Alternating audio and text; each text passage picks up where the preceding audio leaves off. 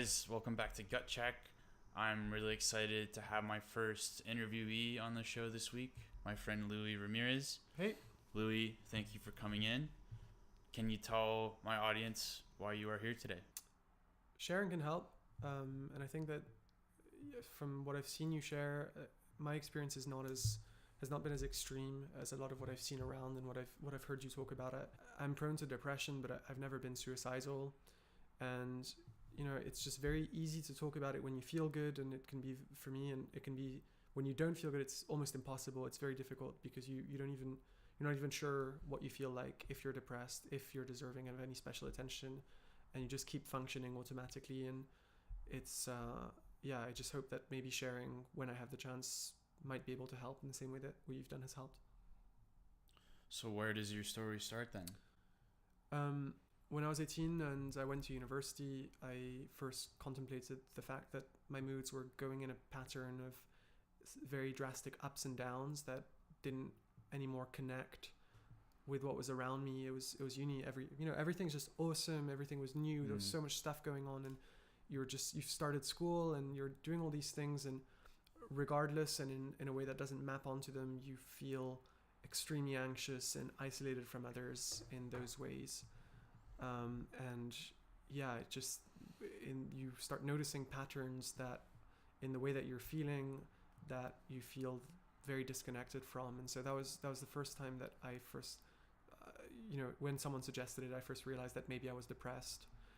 I think that later on, there's been times when in 2015, I was unhappy for months in a way that didn't, again, connect to what was going on around me in these ways. And stress had piled on from the way that I kind of kept functioning throughout it, especially finishing McGill.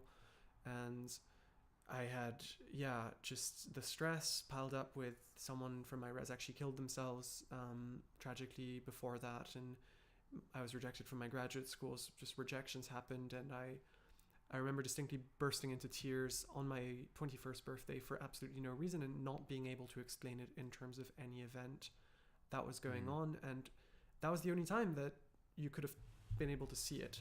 Like, you might not have known. You mean it's the only time someone who knew you or even a stranger would have been able to say, yeah, Louis is having trouble with mental health? Yeah. Okay. And so what have you learned from that experience? Where are you today in your mental health process? I once broke down again or almost broke down and kind of looked back at years of this and thought that and saw it happening again and got really frustrated. I was like, what? Like 4 years of this and I'm still like when I was 18. And I think someone stepped in and said that it was naive to think it was going away, and that achieving mental health it's not going to go away so much as I'm going to get skills as just accepting it as something that's there and that needs to be accommodated.